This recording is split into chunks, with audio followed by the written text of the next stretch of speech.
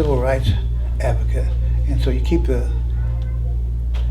civil rights part of life. The civil rights will never die. America always is in need of a civil rights champion, and Charlie B. Washington was a civil rights champion.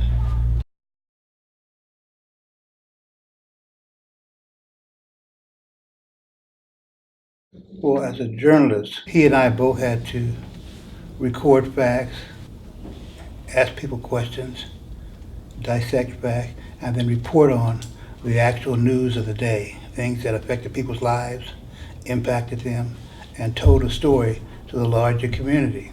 We had to present that information in a format which is printed word for people to understand and digest. So we both did that. He was a mentor and a friend. I looked up to Charlie. I never really asked him a lot of information and questions. I followed him and looked at how he presented himself when inquiring about situations, environment, and events that he reported on. As far as a mentor, we were friends and we respected each other.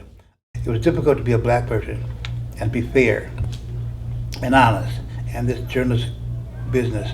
But Charlie taught me how to be fair with people, be honest with people, and respect people, regardless of where they were, what line of work they did, where they came from, or their background. He said everybody is a person, everybody needs to be respected. And he taught me that.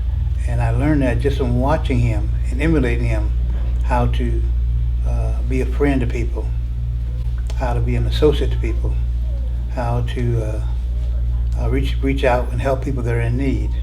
And especially both of those were in the civil rights movement at the same time. And we were both challenged by the community and by the city and by other forces to help the community improve itself. And so I saw what his work was. I realized that he was very valuable and had a very valuable presence in North Omaha. Everybody came to him. He was a source of knowledge. Any area of information, he had a reservoir of information about that. And he was always helpful to people. He helped people find jobs, housing. He helped people to get out of jams with the police, find resources for them to contact if they had issues with the city. So he was a godfather from that perspective. He was able to have a solution for everything. And if he didn't, he would get you in touch with a person that had answers to your solution. And he was always willing to help people. He was very approachable.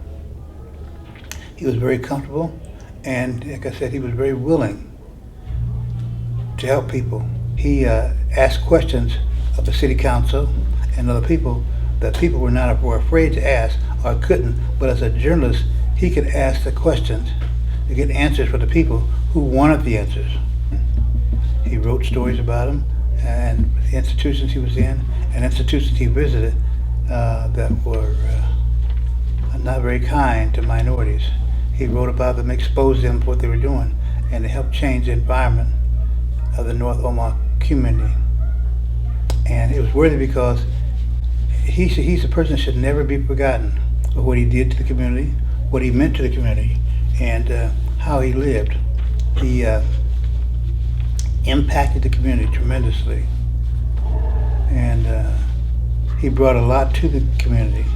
And he was an example for a lot of other young blacks that followed in his footsteps, that became journalists and TV reporters like myself. And he was one of the greatest civil rights champions North Omaha ever had. And he did it with his pen, not with bombs, not with fire bombs or things like that, Molotov cocktails.